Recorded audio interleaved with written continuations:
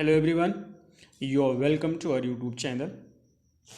आज की इस वीडियो में हम कुछ क्वेश्चंस को डिस्कस करेंगे जो कि बहुत ही इंपॉर्टेंट क्वेश्चंस हैं और वो सारे क्वेश्चंस विलियम वर्ड्सवर्थ और उनके वर्क्स यानी कि पोएम से रिलेटेड होंगे। तो चलिए हम शुरू करते हैं अपनी आज की इस वीडियो को। हमारा पहला क्वेश्चन है, which of the following description best characterize William Wordsworth. ये कहना चाहते हैं कि इसमें से कौन सी क्वालिटी है विलियम वर्ड्सवर्थ की।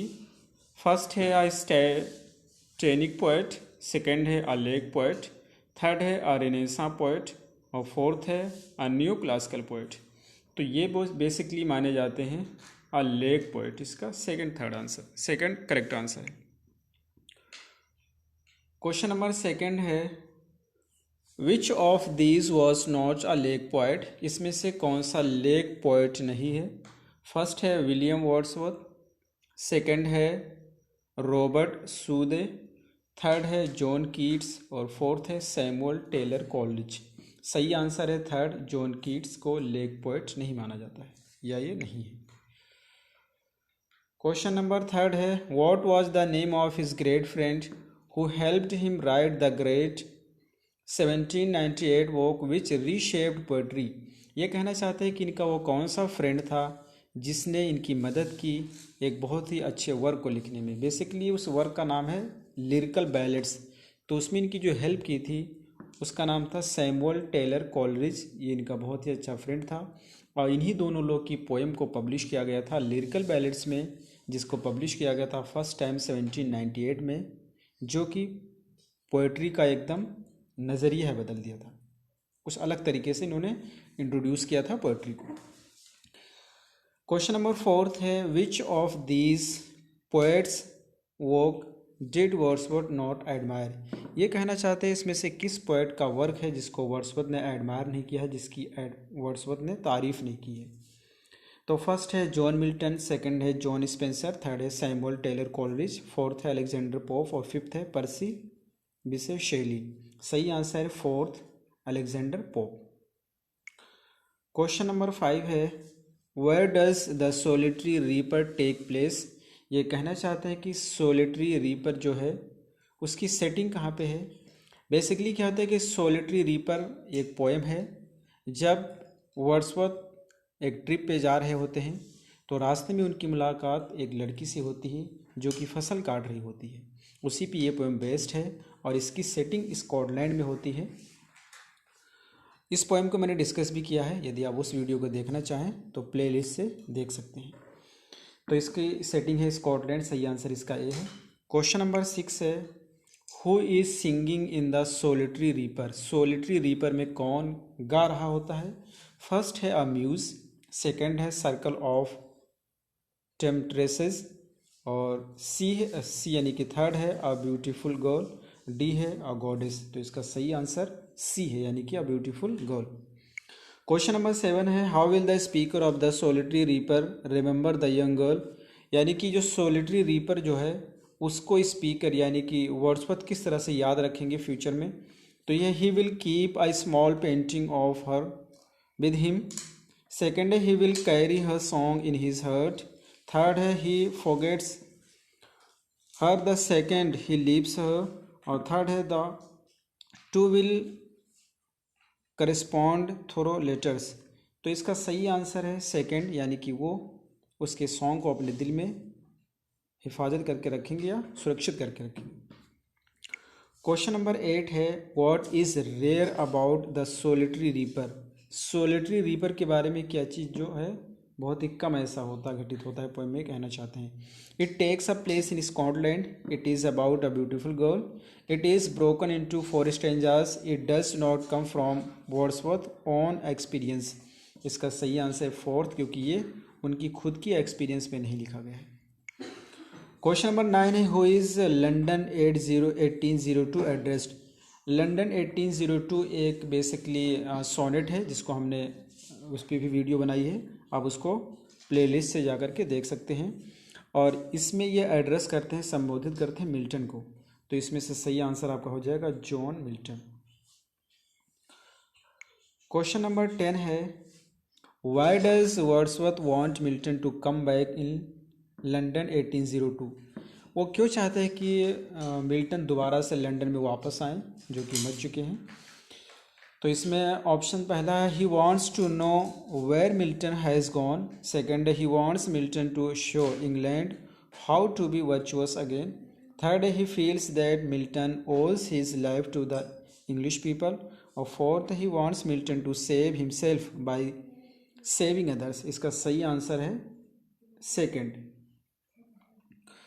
क्वेश्चन नंबर 11 है what form is London 1802 written in. London 1802 को किस फॉर्म में लिखा गया है? मैंने अभी आपको बताया है कि इसको लिखा गया है सोनेट में, जिसमें जॉन मिल्टन को एड्रेस किया गया है। तो ये सोनेट फॉर्म में लिखा गया है। क्वेश्चन नंबर 12 है what meter is a typical sonnet written in. ये कहना चाहते हैं कि जनरली सोनेट को किस मीटर में लिखा जाता है? पहला ऑप्शन है एम्बिक ट्राईमीटर, सेकंड है एम्बिक टेट्रामीटर, थर्ड है एम्बिक पेंटामीटर और फोर्थ है स्पॉन्डाइक टेट्रामीटर।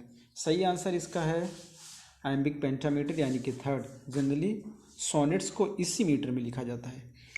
क्वेश्चन नंबर 13 है what kind of imagery does Wordsworth use to describe Milton. ये किस प्रकार की इमेजरी का प्रयोग करते हैं मिल्टन को डिस्क्राइब करने के लिए? किस पोएम में? लंदन 1802 में। फर्स्ट है रिलीजियस इमेजरी, सेकंड है एनिमल इमेजरी, थर्ड है क्लोथिंग इमेजरी और फोर्थ है नेचुरल इमेजरी। यही इसका सही आंसर है फोर्थ। क्वेश्चन नंबर 14 है what is Wordsworth looking at in composed upon Westminster Bridge. ये जो कंपोज्ड अपॉन वेस्टमिंस्टर ब्रिज है ये इनकी एक पोएम है। इस पर भी मैंने वीडियो बनाई है, आप प्लेलिस्ट से जा कर के देख सकते हैं। ये बेसिकली एक लंदन का ब्रिज होता है जिस पे खड़े होकर के लंदन की ब्यूटी को डिस्क्राइब करते हैं। तो इसमें क्या है देखो, फर्स्ट है बिल्डिंग, सेकंड है अ फील्ड, थर्ड है अ सिटी और फोर्थ है हार्बर। तो ये सिटी है, लंदन की सिटी की खूबसूरती को डिस्क्राइब करते हैं। ये थर्ड इसका सही आंसर है। क्वेश्चन नंबर 15 है what time of the day composed upon Westminster Bridge take place during. ये कहता है कि ये जो पोएम है इसमें जो सीन को डिस्क्राइब की गई है ये किस समय की सीन को बताया गया है? Night, afternoon, late evening, early morning. तो ये अर्ली मॉर्निंग की सीन होती है। फोर्थ सही आंसर है। क्वेश्चन नंबर 16 है what was Wordsworth travelling with when he was inspired to write composed upon Westminster bridge.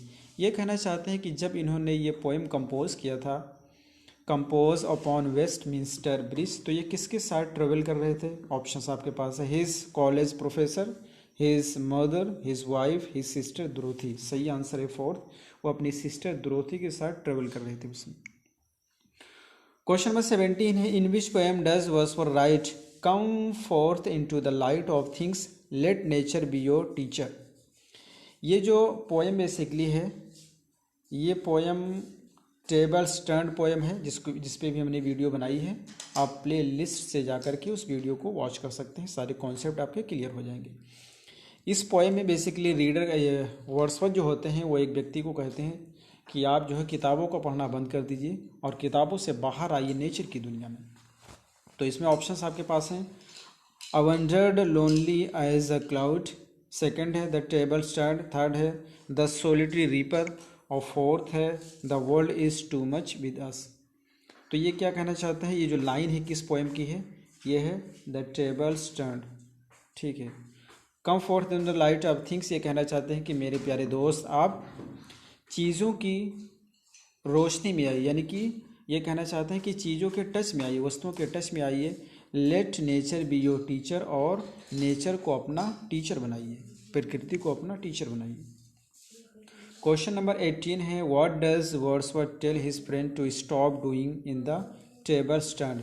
Table stand में पोएट अपने फ्रेंड को क्या चीज़ से बचने के लिए या क्या चीज़ बंद करने रोकने के लिए कहता है? पहला है कंप्लेनिंग, डांसिंग, सेकंड हो गया डांसिंग, थर्ड है हॉर्स बैक राइडिंग, फोर्थ है रीडिंग। वो अपने फ्रेंड से कहता है कि आप रीडिंग बंद कर दीजिए और बुक से बाहर आ जाइए नेचर की दुनिया में। क्वेश्चन नंबर 19 है what does Wordsworth tell his friend to do in the table stand. वो अपने फ्रेंड से क्या करने के लिए कहता है फिर? गो आउटसाइड, सेकंड है डांस, थर्ड है गो टू द कॉलेज और फोर्थ है रीड मोर। वो कहता है गो आउटसाइड यानी कि किताबों की दुनिया से बाहर आइए। तो ये फर्स्ट इसका सही आंसर है। क्वेश्चन नंबर 20 है the following is from which poem getting and spending will lay waste our powers little we see in nature that is ours. Getting and spending will lay waste our powers यानी कि कमाने और खर्च करने में हम अपनी पूरी कुव्वत और ताकत को बर्बाद कर देते हैं। Little we see in nature, हम नेचर को बहुत ही कम आंकते हैं। दैट इज़ आवर्स, जबकि वो पूरा मेरा ही है या हमारा ही है। ये पोएम बेसिकली कौन सी है? तो ये पोएम वर्ड्सवर्थ की बहुत ही फेमस पोएम है और उस पोएम का नाम है the world is too much with अस, यानी कि थर्ड वाला इसका सही आंसर है। इस पर भी मैंने वीडियो बनाई है, आपको प्ले लिस्ट में इसकी वीडियो मिल जाएगी। बहुत ही इंपॉर्टेंट पोएम है, आप इसको ज़रूर देखिएगा। क्वेश्चन नंबर 21 है why does the speaker think the little girl in VR7 only has 5 siblings. इस पर भी मैंने वीडियो बनाई है VR7।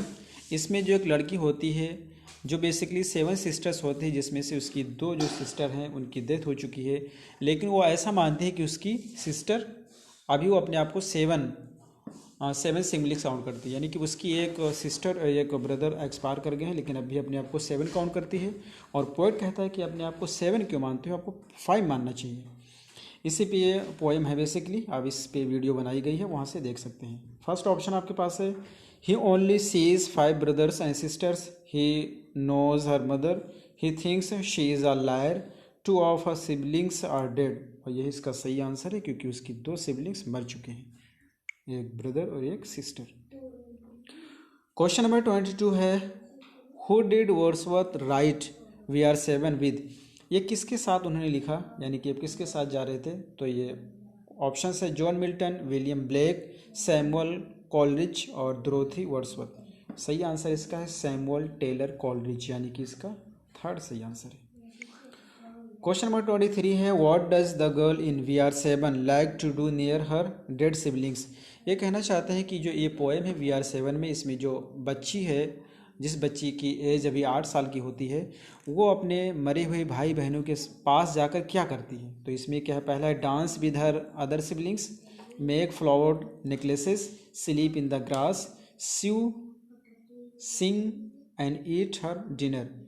यही इसका सही आंसर है फोर्थ। उसके पास जाती है, सिलती है अपने जो है स्वेटर वेटर या फिर ग्लव्स को, गाने गाती है और वहीं पे जाकर वो डिनर करती है। क्वेश्चन नंबर 24 है why is the speaker sad in lines written in early spring. Early spring एक इनका पोएम है, line written in early spring, और इसमें वो क्यों सैड होता है? आंसर है because nature seems to be exclude him, second है because humans don't enjoy nature, third है because nature music is discordant, और फोर्थ है because he can not become a plant.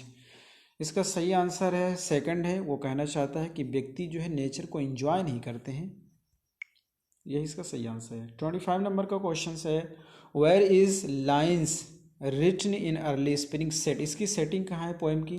तो इसकी सेटिंग है इन अ ग्रोव, ठीक है, सेकंड इसका सही आंसर है। क्वेश्चन नंबर 26 है how many stanzas are in a slumber did my spirit seal. ये भी बहुत ही इंपॉर्टेंट पोएम है और ये 9th क्लास के CBSE बोर्ड के सिलेबस में भी है। तो इस पोएम में कितने स्टैंजास कहना चाहते हैं? 10, 8, 6, 2। इसमें टोटल 2 स्टैंजा हैं और इस पर भी मैंने वीडियो बनाई है, आप देख सकते हैं प्ले लिस्ट से जा करके। क्वेश्चन नंबर 27 है what form is a slumber did my spirit seal. ये किस फॉर्म में लिखा गया है? Ballad, sestina, couplets, sonnet. तो इसको लिखा गया है बैलेड फॉर्म में। क्वेश्चन नंबर 28 है which of the following poems is a sonnet. ये जो 5 पोएम्स यहाँ पर मेंशन की गई इसमें से कौन सी एक सोनेट है? VR7 a slumber did my spirit seal, the world is too much with us, the solitary reaper. सही आंसर है थर्ड इसका है the world is too much with us. Question number 29 है in what part of a slumber did my spirit seal does the death occur. ये कहते हैं कि किस पार्ट में डेथ होती है, किसकी? लूसी की। ये बेसिकली पोएम लूसी के बारे में लिखा है, तो उसकी किस पार्ट में उसकी डेथ होती है? In the first stanza, second है बिटवीन द 2 स्टैंजास, थर्ड है in the last stanza, last line, और फोर्थ है इन द लास्ट स्टैंजा। हमें जैसा कि पता है कि इसमें केवल 2 ही स्टैंजा होते हैं और 2 ही स्टैंजा इस पोएम में है और दोनों स्टैंजा के बीच में ही ये घटना घटित होती है। क्वेश्चन नंबर 30 है where was William Wordsworth born, ये कहाँ पे पैदा हुए थे? तो इसका सही आंसर है कोकर माउथ। ठीक है। क्वेश्चन नंबर 31 है what was William Wordsworth and Annette Vallon daughter's name. William Wordsworth की वाइफ जो होती हैं वो होती है मैरी हचिंसन, और जो एनेट वेलन यहाँ पर मेंशन किया गया इनकी बिलव्ड होती हैं, और इनसे जो इनकी डॉटर होती है उसका नाम होता है कैरोलीन। ठीक है, जो कि फ्रांस की औरत होती है, जिस ये इनकी एनेट वेलन। क्वेश्चन नंबर 32 है when were William Wordsworth first poem descriptive sketches and an evening walk published, ये कब पब्लिश किया गया था? ऑप्शंस आपके पास हैं 1786, 1784, 1788, 1793। सही आंसर इसका है डी। क्वेश्चन नंबर 33 है which poem of William Wordsworth is considered his greatest autobiographical epic, इनकी कौन सी पोएम है जो कि बहुत ही मैग्नम ओपस भी उसको माना जाता है और बहुत ही ग्रेटेस्ट वर्क माना जाता है, जो कि एक ऑटोबायोग्राफिकल एपिक है? फर्स्ट है गिल्ट एंड सॉरो, सेकंड है द प्रिलूड, थर्ड है द एक्सकर्शन, फोर्थ है पीटर वेल। इसका सही आंसर है द प्रिलूड। ये बेसिकली जो प्रिलूड है सबसे पहले इसको वर्ड्सवर्थ ने लिखा था पोएम्स टू कॉलरिज के नाम से लिखा था, और इनके मरने के बाद इनकी वाइफ ने इसी को पब्लिश करवाया था द प्रिलूड के नाम से। आ सकता है कि इसको किसने पब्लिश करवाया था, तो इनकी वाइफ मैरी हचिंसन ने पब्लिश करवाया था। क्वेश्चन नंबर 34 है when did William Wordsworth Mary Hutchinson से कभी शादी किए थे? 1796, 1798, 1802, 1804। सही आंसर है इसका सी, 1802। क्वेश्चन नंबर 35 है who wrote the famous preface to lyrical ballad, lyrical ballads का प्रीफेस किसने लिखा था? ऑप्शन है कॉलरिज, सूदे, और हमारे पास थर्ड है वर्ड्सवर्थ, फोर्थ है बैरन। सही आंसर इसका है वर्ड्सवर्थ। तो इसमें टोटल 35 क्वेश्चंस ही हैं, और आई थिंक कि ये क्वेश्चंस आपके लिए बहुत ही यूज़फुल होंगे। तो फिर मिलते हैं अगली वीडियो में। Till then take care, have a good time.